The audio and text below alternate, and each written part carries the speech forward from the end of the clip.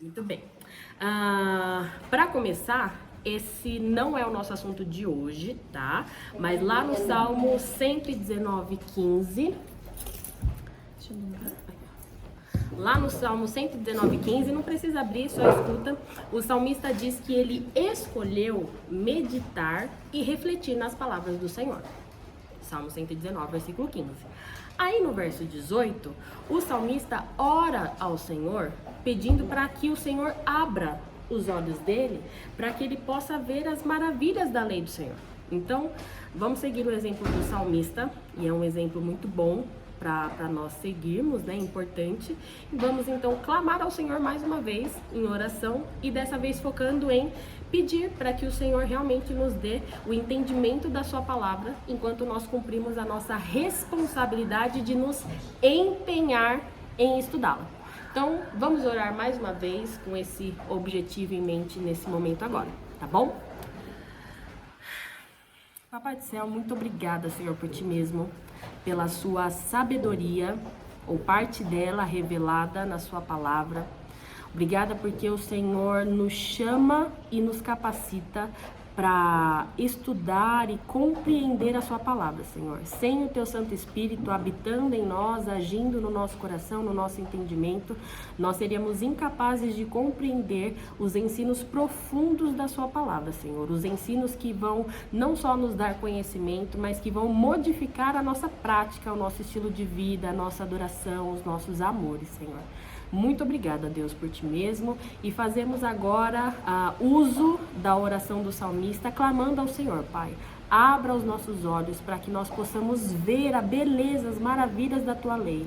Abra o nosso entendimento, tira de nós qualquer barreira que nos impeça agora de compreender, de dedicar toda a nossa atenção nesse momento de estudo, Senhor. É o que eu oro, sabendo que aquilo que nós pedirmos, se for de acordo com a tua vontade, o Senhor nos atenderá, ó Pai. Então, nos dê, ó Pai, o entendimento da sua palavra para que possamos guardá-la no nosso coração, para não pecar contra ti, para que possamos guardá-la no nosso coração para ter uma vida de louvor, adoração e humilde submissão ao Senhor, ó Pai. É o que eu oro, em nome de Jesus. Amém. Muito bem. Este ano nós estamos estudando a vida e o ministério de Jesus. E no nosso último encontro, nós começamos a usar o nosso livro base, tá? E falamos a respeito da lição 1 no mês passado. E a lição 1, ela começou a nos mostrar o contexto em que Jesus nasceu e viveu. E olha que legal, gente. A palavra contexto, ela vem do latim contextus, que significa tecido junto, conexão, ligação. Ou seja, assim como para fazer um lindo e colorido tapete de crochê, nós precisamos usar e entrelaçar vários fios. Um contexto significa um conjunto de informações que se conectam e dão sentido a uma palavra ou a uma situação.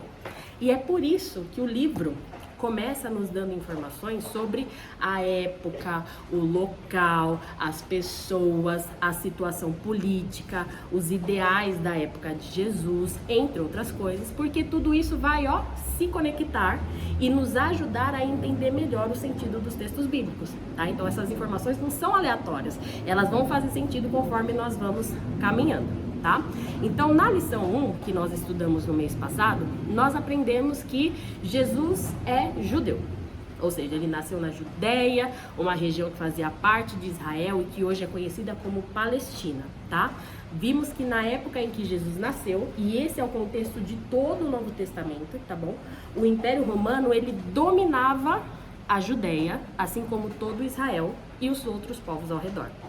Aí, só para refrescar a memória de quem estava e, ambientar quem não estava, o Império Romano era como se fosse um país muito forte e poderoso que começou a atacar e dominar outras regiões, outros países. E esses outros povos começaram a ser obrigados a fazer o que o Império Romano mandasse. Então é como se um país viesse, atacasse o Brasil e nos obrigasse a seguir agora as ordens deles, tá bom? A capital do Império Romano, ou seja, a cidade principal de onde tudo começou e onde tudo era governado, era a cidade de Roma. E nós vimos que o líder deles era chamado de imperador. Para hoje, então, ficamos de fazer a lição 2. Se alguém ainda não tiver o livro, tá bom? Depois pode falar comigo e eu providencio para vocês. Então, a lição 2, ela começa na página 15. A lição 2 começa na página 15 do nosso livro. E ela vai falar um pouco mais sobre o contexto da época de Jesus, mas dessa vez nos apresentando dois grupos muito relevantes que haviam na Palestina e que eram conhecidos por seus posicionamentos políticos. Mas antes de falar sobre eles, a lição 2 ela começa ampliando o nosso conhecimento sobre o Império Romano, nos dizendo que o imperador romano, na época de Jesus, ele carregava o título de César. O título de César. O que isso quer dizer? Há alguns anos antes de Jesus nascer, existia um homem chamado Júlio César. Esse cara ficou muito famoso e provavelmente você já deve ter ouvido falar sobre ele nas aulas de história, na época da escola, ou até mesmo em filmes, séries e tudo mais, tá? Esse Júlio César, ele viveu em Roma e trabalhava liderando o exército romano e também fazia parte do grupo de políticos que haviam em Roma. Na época de Júlio César, Roma ainda era uma república. Era algo parecido com o que nós vivemos hoje no Brasil. Ou seja, ela era governada por um grupo de pessoas e não por um único líder. E os cidadãos romanos podiam votar, nem todos, né? Eles tinham seus critérios lá sobre quem podia votar. E os cidadãos, então, podiam escolher os seus representantes para estarem no governo. Parecido com o que nós temos aqui no Brasil hoje, certo?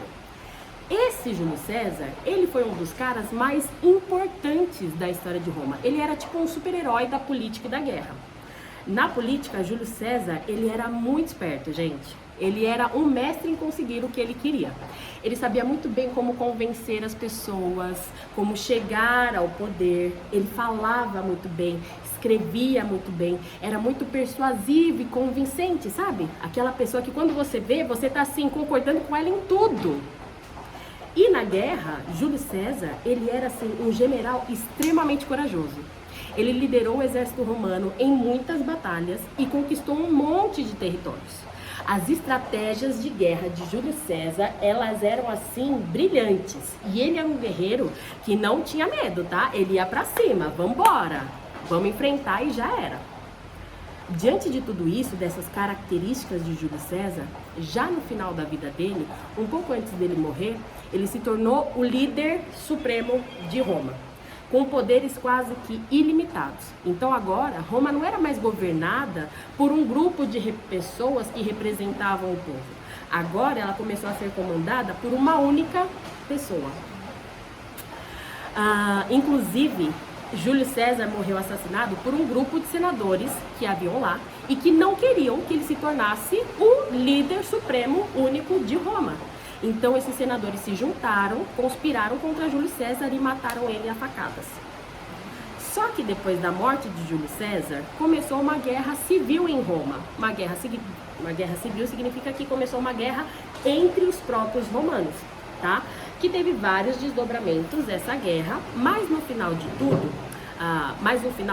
né, é que o filho adotivo de Júlio César, esse filho se chamava Otávio, gravem esse nome. Depois de muitas lutas, entre outras coisas, para vingar a morte do pai, Otávio conquistou o poder absoluto e se tornou o primeiro imperador oficial de Roma. Ou seja, a partir de agora, o povo não poderia mais votar para escolher o seu líder. O governo de Roma e todo o seu império agora passaria a ser comandado, o governo passaria agora não pelo voto das pessoas, agora seria algo que seria automaticamente de pai para filho. Então o poder de Roma, do Império Romano, ficaria todo concentrado em uma pessoa ou em uma família. Ok? O povo já não tinha mais poder de escolha. Eles ficaram por séculos, por mais de 500 anos, debaixo desse sistema, onde eles não podiam mais escolher o seu líder, porque o seu líder já estava escolhido automaticamente sobre quem seria o filho que herdaria o império do seu pai. Ok?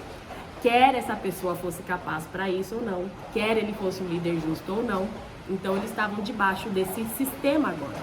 Agora, olha que interessante, para linkar com o que o nosso livro estava falando sobre o título de César. O nome do filho adotivo de Júlio César era Otávio, certo? Só que depois que Otávio se tornou o líder absoluto e supremo de Roma, ele passou a ser chamado de César Augusto. Ele não era mais chamado de Otávio, agora é César Augusto. Por quê? César, carregando aí a memória e a sua conexão com o grande Júlio César, né? E Augusto, porque Augusto significa o venerável, o exaltado, tá? Esse César Augusto era o imperador quando Jesus nasceu. E depois, quem passou a comandar o Império Romano foi o seu filho adotivo, que se chamava Tibério. E a mesma coisa aconteceu com Tibério. Antes de se tornar imperador, o nome dele era Tibério Cláudio Nero. E depois que ele se tornou imperador, o seu nome passou a ser Tibério Cláudio Nero César. Por isso que o livro fala que na época de Jesus, o imperador carregava o título de César, carregava esse título que conectava ao grande, majestoso, símbolo de autoridade e poder que foi Júlio César, tá bom? O livro, inclusive, continua nos dizendo que a moeda que eles usavam na época de Jesus, ela tinha a imagem, né, do rosto de César Augusto e o nome dele escrito nela, porque César Augusto foi o primeiro imperador oficial, tá? Não foi Júlio César, foi César Augusto, o filho dele. O livro até cita o texto de Mateus 22, verso 21, que menciona na própria Bíblia como era a moeda usada na época de Jesus. Aí, só para contextualizar esse versículo, depois nós vamos ver exatamente o que ele fala. Essa é uma passagem da Bíblia onde narra que os fariseus tentaram criar uma armadilha para prender Jesus, fazendo uma pergunta capciosa para ele. E Jesus deu uma resposta que ficou tão famosa que até quem não é cristão usa essas palavras de Jesus como se fosse um ditado popular. Então, só para lembrar, os fariseus eram um grupo religioso que tinha muita influência na época de Jesus. Eles eram conhecidos por serem o quê? Muito rígidos nas suas interpretações da lei de Deus. E eles viam Jesus como uma ameaça, por diversos motivos.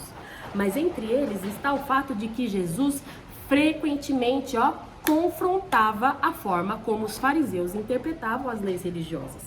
Inclusive, o Sermão do Monte, que nós estudamos há alguns anos aqui na igreja, ele é basicamente todo sobre isso, sobre Jesus confrontando o ensino que o povo tinha recebido dos fariseus. A popularidade de Jesus entre o povo também era algo que incomodava os fariseus, porque eles tinham medo de perder a sua autoridade religiosa sobre o povo. Fora que, obviamente, Jesus não tinha medo de denunciar publicamente a hipocrisia dos fariseus, expondo suas falhas e contradições. Se você ler Mateus 23, é um capítulo em que Jesus está descendo a lenha nos fariseus, tá bom? Enfim, então nessa passagem que o livro menciona, de Mateus 22, os fariseus chegam em Jesus, junto com alguns apoiadores do Império Romano, e questionam a Jesus se é certo ou não pagar impostos a César. Se Jesus respondesse que eles não deveriam pagar impostos a César, Jesus seria denunciado por rebelião ao governo e deveria ser preso por causa disso. Mas Jesus, já sabendo da má intenção deles, Jesus pega uma moeda e pergunta para os fariseus: de quem que é a imagem e o nome que está na moeda? Aí os fariseus responderam que na moeda tem a imagem e o nome de César. Aí Jesus dá a sua famosa resposta: então, deem a César o que é de César e deem a Deus o que é de Deus. Os fariseus ficam admirados com aquela resposta, a forma de Jesus reagir e vão embora. Depois disso, o livro começa a nos ambientar sobre alguns dos principais grupos que haviam na Palestina e quais eram seus posicionamentos políticos. Ou seja, como eles enxergavam o governo que havia sobre eles, que no caso era o Império Romano, e como eles agiam em relação a isso. Então, o primeiro grupo que o livro menciona é o grupo dos zelotes, ou cananeus, tá? A palavra zelote é uma palavra de origem grega que significa basicamente zeloso, tá? Zelote vem de zeloso.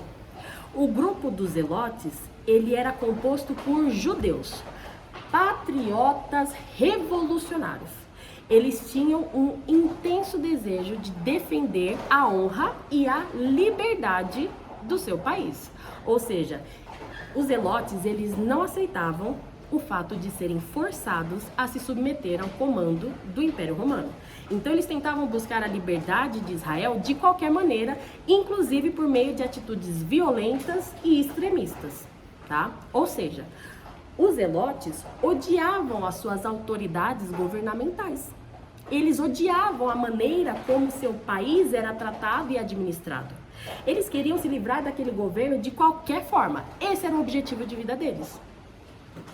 Inclusive, o livro menciona que um pouco antes de Jesus nascer, os zelotes começaram uma guerra contra os romanos com o propósito de expulsá-los da Palestina.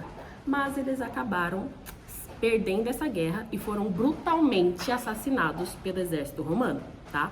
O livro até cita que um dos métodos que o Império Romano usou para matar os zelotes foi a crucificação, tá? A crucificação era uma pena de morte usada por muitas vezes pelo Império Romano como punição para os rebeldes e criminosos. Pena de morte a gente vê muitas vezes, nós não temos no Brasil, mas nós vemos em alguns filmes americanos, pessoas que cometeram crimes que são horrendos e que a punição que é decretada ali para ele é a pena de morte. Então ele vai para a cadeira elétrica ou toma aquela injeção que mata a pessoa na hora, enfim. Então na época os romanos também usavam uma pena de morte como punição para criminosos e rebeldes, né? E um desses métodos era a crucificação. Então isso é importante a gente saber, porque muitas vezes a gente acha que Jesus foi a única pessoa crucificada, e não foi, né? Inclusive os evangelhos nos relatam que Jesus foi crucificado juntamente com 2 criminosos ao seu lado, né? A diferença é que Jesus foi crucificado mesmo sendo inocente, tá bom? Então, depois dessa fracassada tentativa de vencer os romanos, os zelotes continuaram com seus ideais políticos, mas agora de forma mais discreta, organizando secretamente suas estratégias de oposição ao governo. Aí o livro continua e ele vai nos apresentar um outro grupo que havia na Palestina e que tinha um posicionamento político que era o oposto dos zelotes. Esse outro grupo é o grupo dos publicanos. Já ouvimos falar sobre eles, né? Publicano significa coletor de impostos públicos, tá? Os publicanos nada mais eram do que judeus, né? Assim como Jesus, assim como os zelotes, que cobravam os impostos do povo para repassar para o Império Romano. Ou seja, os publicanos trabalhavam e colaboravam com o Império Romano. O povo judeu, em geral, não somente os zelotes, eles tinham bastante desprezo pelos publicanos. Eles viam os publicanos como traidores. Como assim? Você vai trabalhar e colaborar com o Império Romano? Mas os publicanos também não se ajudavam, tá? Porque além de colaborarem com o Império Romano, trabalhando para eles, os publicanos se aproveitavam do seu trabalho para, na hora de cobrar os impostos do povo, exigir um valor mais alto do que o valor que o Império Romano tinha estabelecido. E esse valor a mais ia para onde? Pro bolso deles. Nada de novo debaixo do sol, né, galera? Tá? E o Império Romano não se importava deles fazerem isso, tá? Desde que o valor que o Império Romano estabeleceu fosse, né, entregue para eles. Ou seja, além de traidores, né, considerados traidores, os publicanos se aproveitavam do próprio povo deles para enriquecer. Enfim, por causa disso, os publicanos eles eram excluídos das atividades sociais e religiosas dos judeus. Ou seja, ninguém convidava um publicano para ir no seu casamento. Ninguém convidava um publicano para ir na festa de aniversário dos filhos, tá? O publicano não era alguém bem-vindo socialmente. Então, resumindo, os publicanos, eles amavam as suas autoridades governamentais. eles estavam satisfeitos com a forma como o seu país era tratado e administrado. Eles eram apoiadores do governo. Isso estava ajudando eles. Não tem por que me opor a isso, ok? Então, basicamente, resumindo a lição 2, zelotes e publicanos eram grupos rivais. Eram dois grupos que claramente não viviam em harmonia, não tinham comunhão, tá bom? Eram dois grupos que viviam em conflito, em guerra entre eles, em brigas, em oposição um contra o outro, tá? Esse é o resumo da nossa lição 2. Com base nessas informações que nós temos sobre eles, e aí pensando na aplicação de tudo isso para a nossa vida, né? Como que isso se relaciona conosco? O que isso tem a ver com a gente? Por que é importante nós sabermos disso, né? E aí o foco do que eu vou falar daqui para frente não é falar sobre política, não é o foco. Não é falar sobre a nossa relação com as autoridades, não é o foco. O que eu vou falar daqui para frente está relacionado com algo que é muito mais importante do que isso. Muito mais profundo do que isso, que atinge todos nós, quer você saiba de política ou não, atinge todos nós, desde o jardim do Éden até a última pessoa que vai nascer, independentemente do sistema político que ela estiver, tá? Que é para nós entendermos, com base em dois grupos que nós vimos ali que viviam em conflito, em rixas, por que há rixas entre nós? Independentemente do motivo. Por que há brigas entre nós? Guerras entre nós? Por que nós entramos em conflito com as pessoas? Esse é o ponto. Vamos ler o texto de Tiago 4. Abre aí sua Bíblia. Tiago 4, versículos de 1 a 10.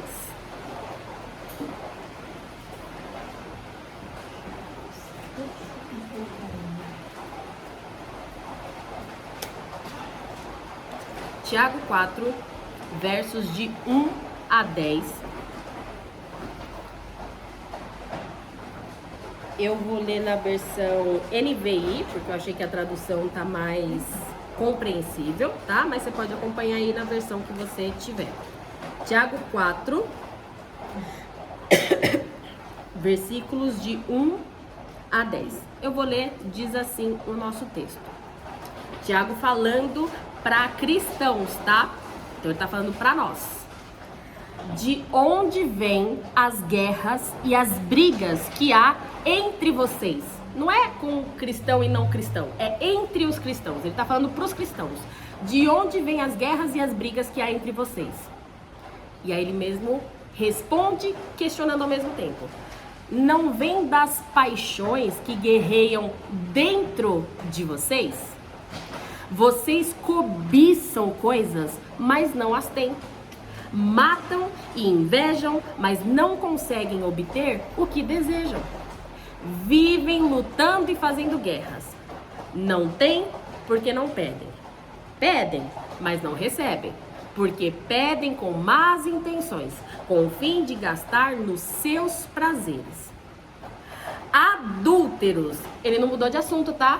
Ele continua no mesmo assunto falando pra nós.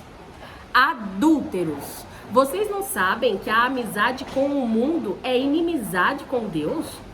Portanto, se alguém quiser ser amigo do mundo, faça inimigo de Deus.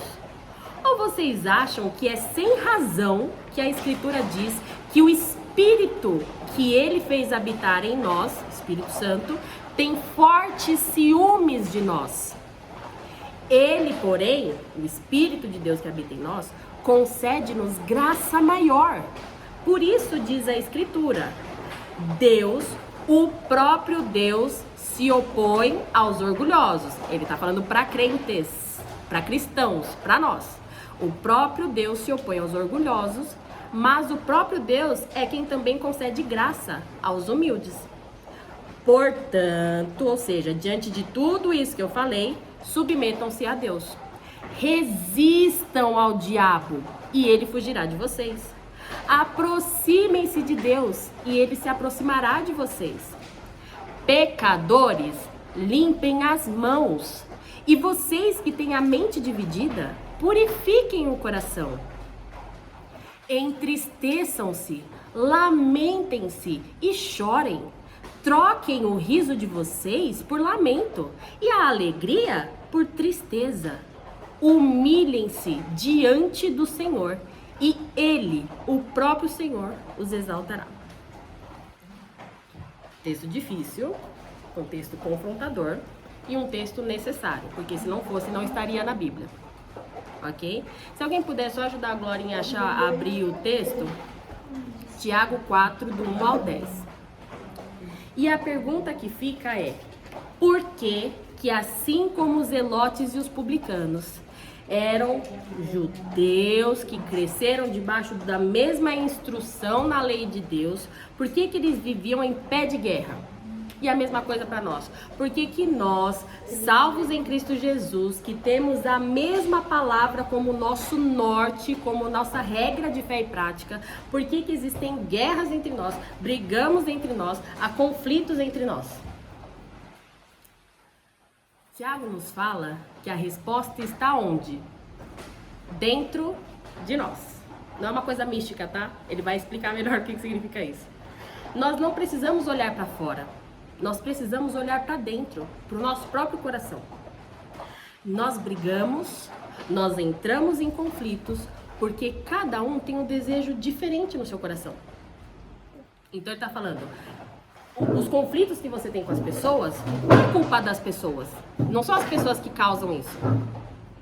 Não é para você olhar para fora, para o externo, para as circunstâncias. Olha aqui, ó. Tudo começa no seu coração. Pensa só. Famílias brigam durante a viagem de férias, que era para ser um momento de lazer, harmonia, todo mundo bem, todo mundo feliz, sem trabalho, vamos curtir. Mas famílias ainda assim brigam durante viagens de férias. Por quê? Porque cada um deseja aproveitar as férias. Obrigada, meu bem. Porque cada membro da família deseja aproveitar as férias de uma forma diferente. Então eles brigam. Os casais brigam por quê? Cada um deseja usar o dinheiro da família de uma forma diferente. Filhos brigam porque cada um deseja usar a televisão para assistir um programa diferente. Percebe que os desejos do nosso coração é que vão guiar as nossas palavras e as nossas ações?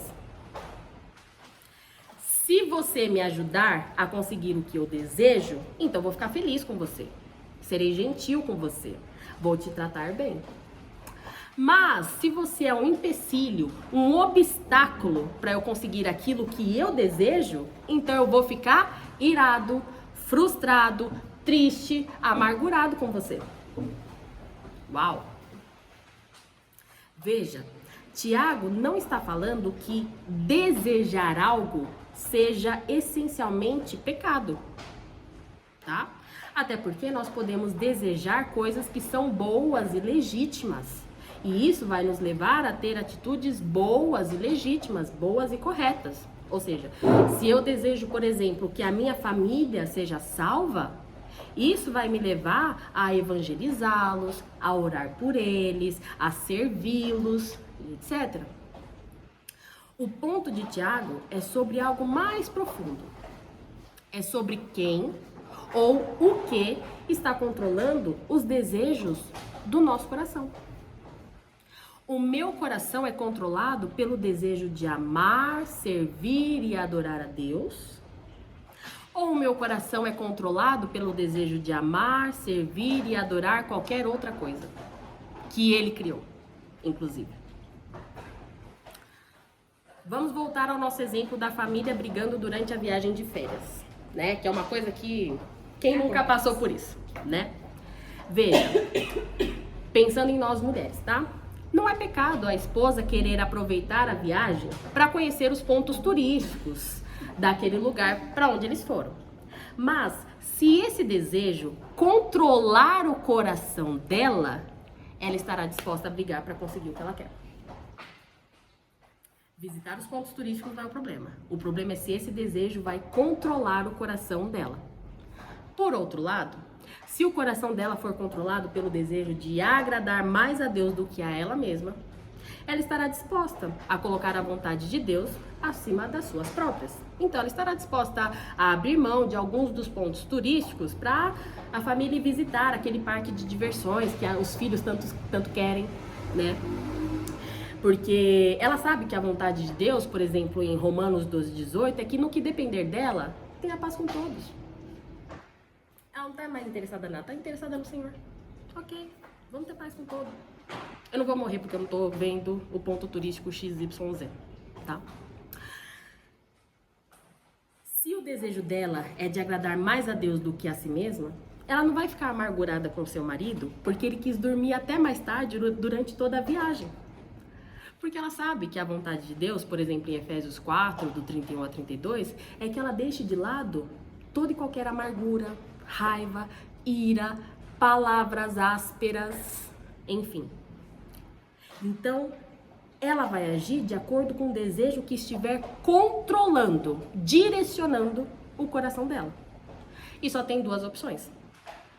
Ou o coração dela será controlado pelo desejo de agradar a Deus, ou o coração dela será controlado pelo desejo de obter, se satisfazer com qualquer outra coisa. Só tem duas opções. E aí, Tiago continua no verso 4, nos chamando de uma palavra que parece dura e é importante nós ouvirmos, que é adúlteros. Tiago, no verso 4, nos chama de adúlteros. Lembra, Tiago não mudou de assunto. Tiago continua falando sobre nós e para nós. Partindo do pressuposto que adultério é o pecado de dar para alguém o amor que eu havia me comprometido a dar para outra pessoa, então nós somos adúlteros espirituais quando damos o nosso coração, o nosso amor para alguma coisa ou para alguém que não seja Deus.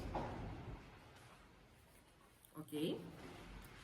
Nós fomos criados por Deus para amar a Deus só acima da minha família? Só acima do governo? Não. Nós fomos criados por Deus para amar a Deus acima de todas as coisas, inclusive acima de mim mesma. Tá? Quando eu coloco alguém ou alguma coisa acima de Deus, eu estou adulterando. E é por isso que Tiago nos chama de adúlteros, porque a nossa tendência desde Gênesis 3 é deixar de amar a Deus, o nosso Criador, para amar as coisas que Ele criou. Como já dizia Paulo em Romanos 1, texto que o nosso pastor pregou há algumas semanas atrás. Quando eu amo mais as coisas que Deus criou do que o próprio Deus, que é o Criador, isso vai ficar visível nos meus relacionamentos. Lembra? Se você me ajuda a ter aquilo que eu amo, então eu vou ficar bem com você. Mas se você for um obstáculo, eu vou brigar com você.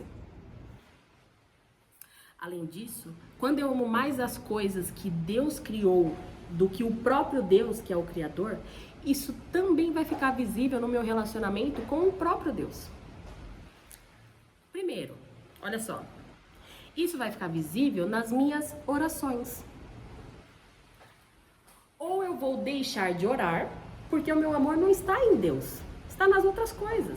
Então, automaticamente, eu acabo esquecendo de Deus, deixando Deus de lado.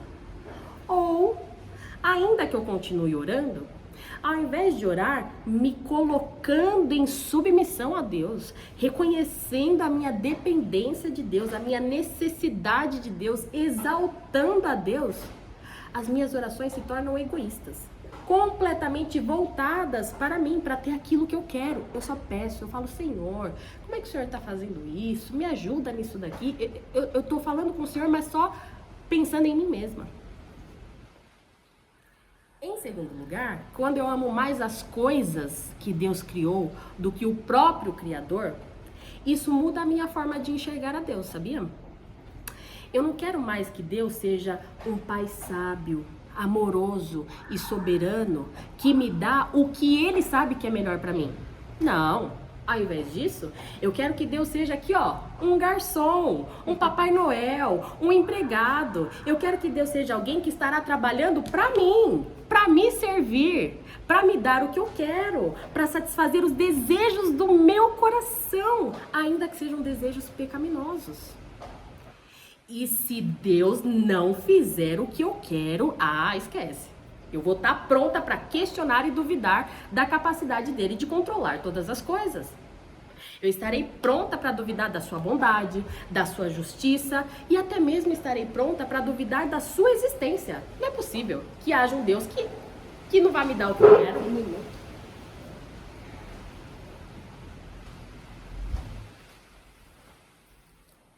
É assustador enxergar a realidade do nosso próprio coração. Estamos falando de crentes. Estamos falando de nós, tá?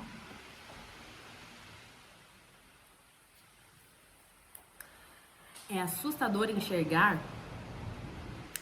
encarar a realidade de que nós não somos cristãos tão bons e tão exemplares assim como nós pensamos, né? A gente sempre se acha, não, eu não sou tão ruim como fulano.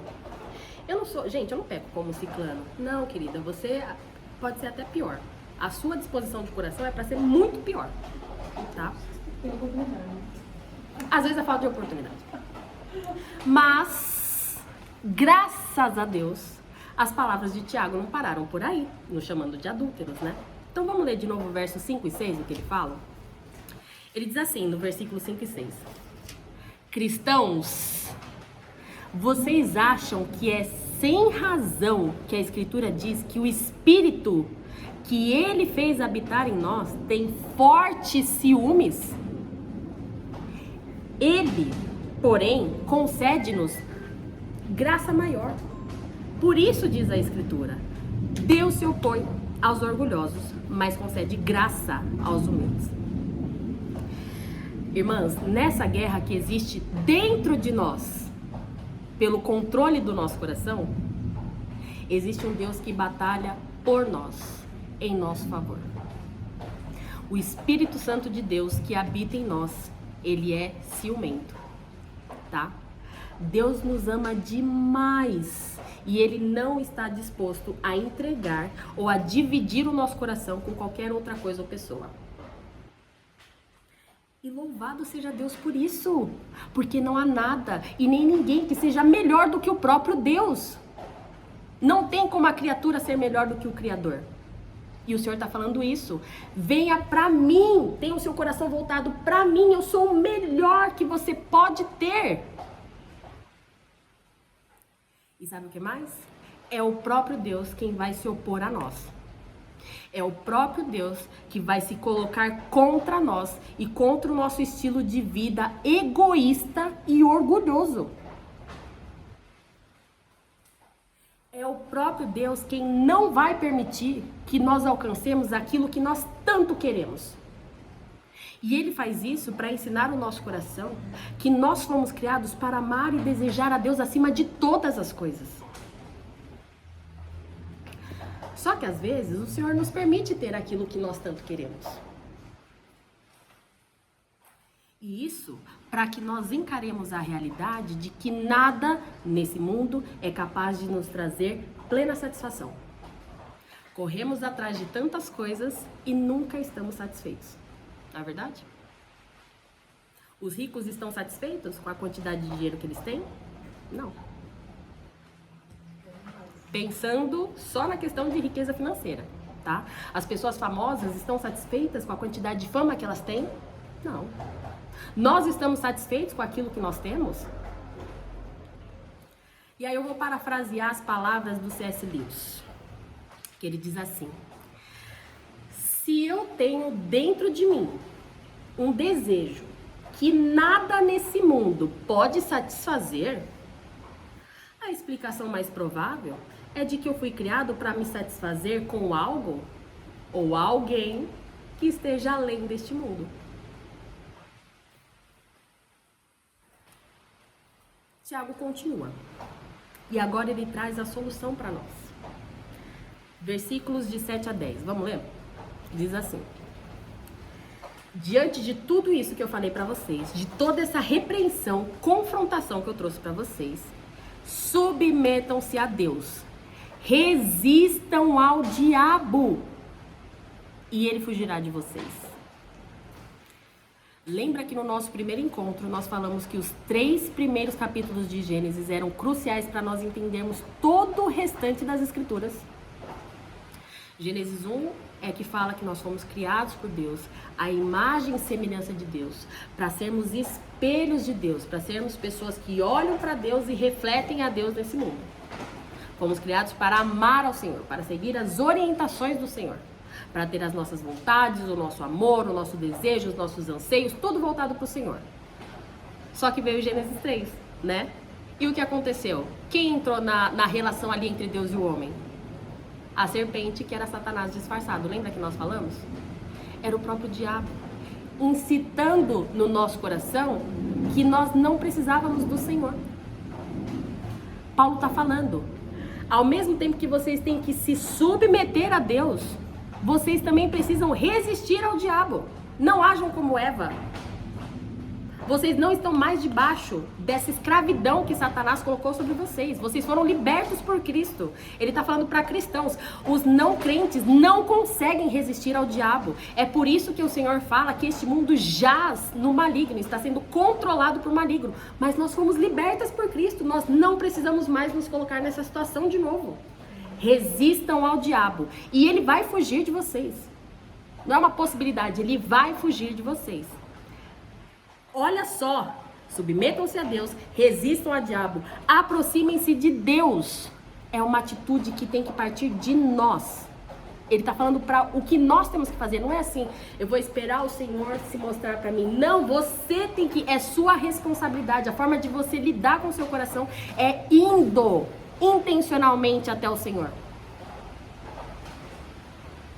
Se chega um visitante na igreja, você não pode ficar sentado esperando que ele venha falar com você e se apresentar. Você tem que ir lá falar com ele. Você tem que ter a escolha, a decisão de levantar e ir, se mover, ir até a pessoa, planejar como você vai chegar, como você vai falar, como que você vai receber essa pessoa. E Tiago continua. Pecadores, ele está nos lembrando quem nós somos. Pecadores, limpem as mãos. E vocês que têm a mente dividida, purifiquem o coração.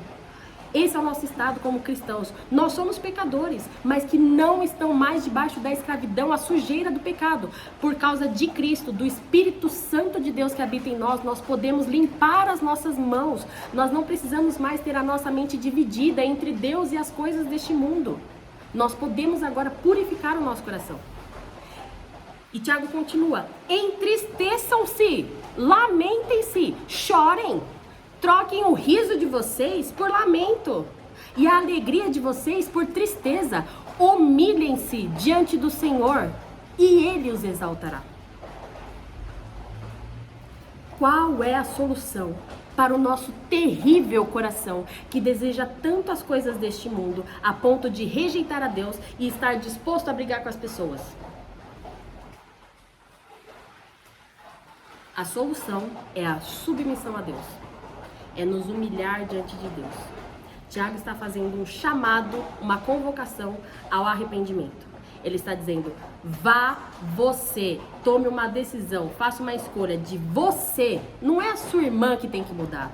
Não é o seu governo que tem que mudar. Não é a sociedade que tem que mudar. Ele está falando para você.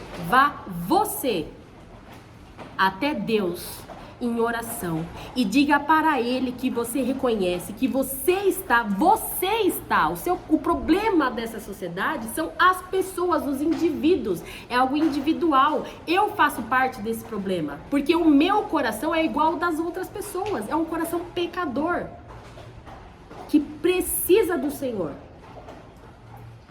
Tiago está falando, vá você até Deus em oração e diga você para Deus que você reconhece que é você quem está rejeitando a Ele para amar mais as coisas deste mundo.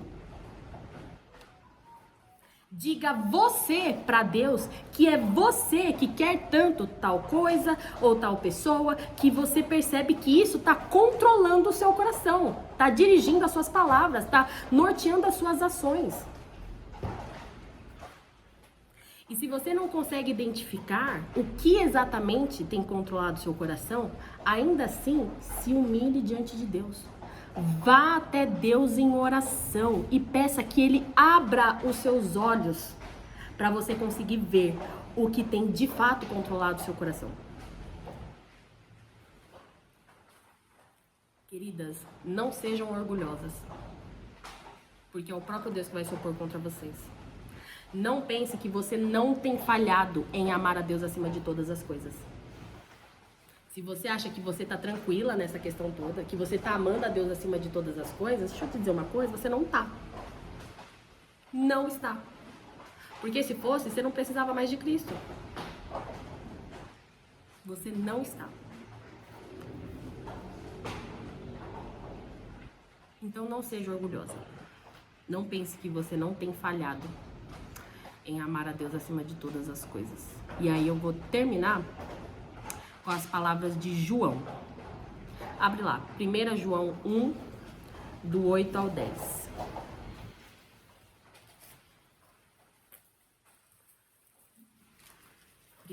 João 1, do 8 ao 10. Que diz assim... Falando para cristãos também, tá? João não tá falando para ímpios, tá falando para nós. Se nós afirmamos que não temos pecado, porque essa é uma tendência nossa, lembra? Não, que isso, tô de boa. Tô de boa, tranquilo.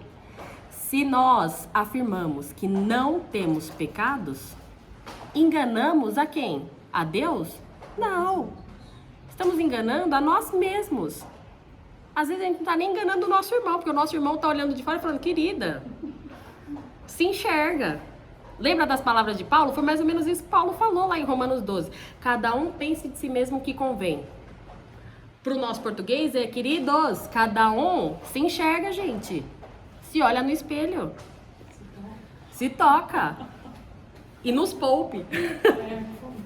Então... Continuando, João está falando, se nós afirmamos que não temos pecados, enganamos a nós mesmos. E além de enganar a nós mesmos, nós não vivemos na verdade. Quem é o caminho, a verdade e a vida? Quem é a verdade que nos traz libertação? Conhecereis a verdade e a verdade os libertará. Mas, em contraponto, por outro lado, se ao invés de dizer que estamos bem, que não temos pecado, ao contrário disso, nós confessarmos os nossos pecados, o que é uma confissão? Eu estou declarando com a minha própria boca que eu reconheço e concordo que aquilo que Deus chama de pecado é pecado. Não é isso que acontece num julgamento, num tribunal? O criminoso, quando ele confessa o seu crime, o que ele está dizendo? Eu estou declarando que a lei diz que isso que eu fiz aqui é errado e eu estou declarando que sim, eu fiz isso e concordo que está errado. Confissão é isso. Confissão não é falar assim, Senhor, me perdoa pela multidão dos meus pecados. Não é isso. Confissão é quando você diz claramente qual é o seu pecado. Me perdoa, o Senhor na verdade já nos perdoou, é quando você está dizendo, Senhor, eu estou pecando ou eu pequei contra o Senhor ao fazer isso, ao pensar daquela maneira, ao agir daquela maneira, você dá nome aos bois. Não é para citar a manada, é para dar nome aos bois. Porque falar para Deus, me perdoe pela multidão dos pecados, você fica aqui, você não consegue saber exatamente qual é o pecado. É só pecados, porque eu sei que eu sou pecadora. Mas se eu não sei qual é o meu pecado, como é que eu vou lutar contra ele? Se eu não sei qual é o problema, como é que eu vou resolver o problema? Se tá tendo uma goteira na minha casa e eu não sei de onde tá saindo aquele vazamento, como é que eu vou resolver o problema da goteira? Vou colar um sulfite no coisa? Vai resolver? Não vai. Eu preciso achar qual é o problema e ter clareza sobre qual é o problema. Essa é a orientação de João. Se você confessar os seus pecados, tenha a certeza de que Deus, diferente de você, Ele é fiel. Nós não temos um compromisso com Deus por meio de Jesus Cristo, uma aliança, um casamento com Deus, não é as bodas do Cordeiro que vai acontecer no futuro, o casamento entre Cristo e a igreja, nós fazemos parte da igreja. Nós temos um compromisso com Deus. Nós somos os adúlteros, mas Deus ele permanece fiel. E João está falando, se você confessar os seus pecados, é uma condicional, se você confessar os seus pecados, pode ter certeza que Ele é fiel e justo para perdoar nossos pecados e nos purificar de toda injustiça. Ou seja, eu não vou sofrer nada que seja injusto de acordo com os meus pecados. Mas o Senhor muitas vezes vai me disciplinar com aquilo que é justo, para corrigir os meus pecados. Então, esse texto não está falando que eu não vou sofrer nenhuma disciplina da parte do Senhor. Porque às vezes é preciso sofrer a disciplina pelos nossos pecados, porque é isso que vai ser útil para corrigir os meus pecados, para que eu abandone os meus pecados. E ele continua. Se afirmamos, olha como ele está repetindo, se afirmamos que não pecamos, além de enganar a nós mesmos, lembra que nós falamos antes? Além de não viver na verdade, nós ainda estamos chamando Deus de mentiroso. Gente, tem noção? Se eu continuar no meu orgulho de achar que eu não sou aquilo que Deus está dizendo que eu sou, que é uma pecadora, adúltera, então eu estou chamando o próprio Deus. Essa palavra aqui não está vindo de João, aquela palavra que a gente leu, não estava vindo de Tiago. Quem foi que inspirou João e Tiago? O próprio Espírito Santo de Deus. É o próprio Deus falando para nós. Se eu afirmo que eu não tenho pecado, eu estou chamando o próprio Deus de mentiroso. E além disso, eu estou mostrando, tornando visível para Deus e para as pessoas que não há lugar no meu coração para a palavra do Senhor. Ou seja, eu estou deixando claro, se eu não reconheço os meus pecados, eu estou deixando claro que o meu coração, ele está descaradamente rejeitando ao Senhor e a sua palavra. Percebe? Eu estou deixando claro que eu sou realmente pecador.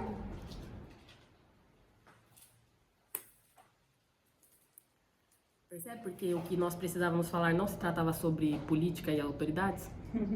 Isso é muito pequeno perto do que nós falamos, certo?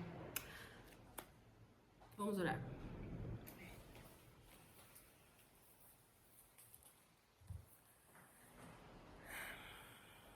Senhor,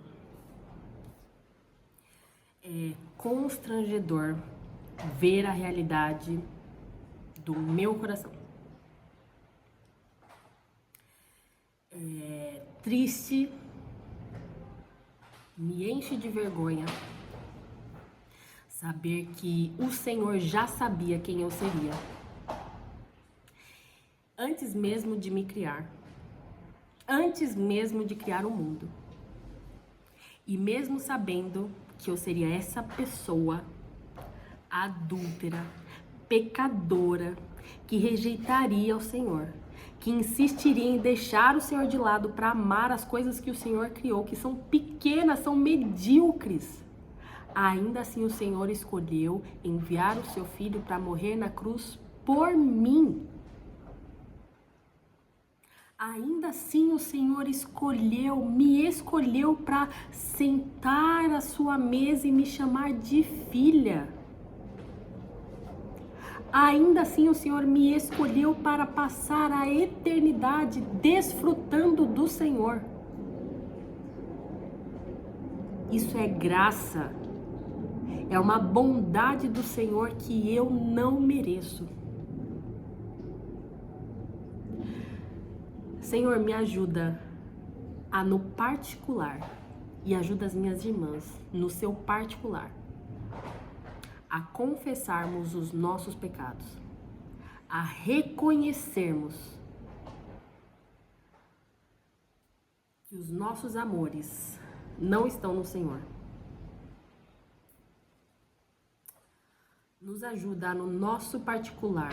Não nos deixe dormir essa noite sem antes termos nos humilhado diante do Senhor, relatando, descrevendo ao Senhor os nossos pecados e dizendo para o Senhor: Senhor, eu concordo que eu estou pecando contra o Senhor, eu concordo que isso que eu estou pensando, falando, fazendo é pecado. Não nos permita ter paz, incomode o nosso coração, para que nós possamos nos humilhar diante do Senhor. Não permita que nós prossigamos num caminho de orgulho, num caminho de achar que tá tudo bem, num caminho de achar que aqui é só um momento de nos encontrar e depois voltar para casa e vamos tocar o barco como se nada tivesse acontecendo. Não, Senhor, nos refreia o nosso coração pecador, orgulhoso, egoísta, Senhor. Não permita que as nossas famílias sejam afetadas, destruídas pelo nosso pecado, pelo nosso orgulho, pelo nosso desejo de fazer que as pessoas e o Senhor nos sirvam. Tenha misericórdia de nós, Senhor, nós precisamos do Senhor. Obrigada porque o seu Santo Espírito, ele já habita em nós. Aleluia, louvado seja o Senhor por isso, porque sozinhos nós somos incapazes de lutar contra os desejos pecaminosos do nosso coração, contra o desejo de amar as coisas que o Senhor criou ao invés de amar o Senhor. Obrigada porque o Senhor nos ama demais para entregar ou para dividir o nosso coração com qualquer outra coisa ou pessoa. Obrigada por ti mesmo, Senhor. Não há nada, nos ajude a ter isso gravado no nosso coração, Senhor. Não há nada, não há ninguém, não há nenhum bem material, nenhuma experiência, nenhum conforto nesse mundo que seja melhor do que o Senhor, que traga mais satisfação para o nosso coração do que o próprio Senhor, que nos dê paz, como só no Senhor nós encontraremos, Senhor. Nos ajude a enxergar que as coisas desse mundo, por melhores que sejam, por mais que sejam legítimas, permitidas pelo Senhor, ainda assim, elas não devem ser colocadas acima do Senhor. Mais uma vez, Senhor, incomode o nosso coração. Incomode o meu coração. Incomode o coração das minhas irmãs, Senhor. Não nos permita ter paz, nos traga angústia, nos traga esse sentimento que Tiago fala de tristeza, de lamento, de deixar o riso de lado e trocar o riso por choro, por lágrima, por nos entregar, nos humilhar diante do Senhor, Pai. Obrigada pela sua palavra, Deus. E obrigada porque não sou eu, a minha voz, que transforma o coração de quem está ouvindo, mas é o Senhor, o teu Santo Espírito, por meio da exposição da tua palavra. Convença-nos, Senhor, continuamente dos nossos pecados, da sua justiça. Bendito seja o Senhor, porque agora, ainda que nós permaneçamos no pecado, Senhor, o Senhor é fiel e o Senhor não quebra mais a aliança que o Senhor fez conosco em Cristo Jesus. Obrigada porque ainda que permaneçamos no pecado, isso não traz mais condenação para nós. Louvado seja o Senhor por Cristo, o nosso resgatador. Obrigada porque a nossa salvação ela não depende de nós, porque se dependesse, Senhor, claramente não haveria nenhum ser humano que desfrutaria da eternidade com o Senhor. Bendito seja Cristo, Pai. Que eu oro, Deus, em nome de Jesus. E amém, Senhor.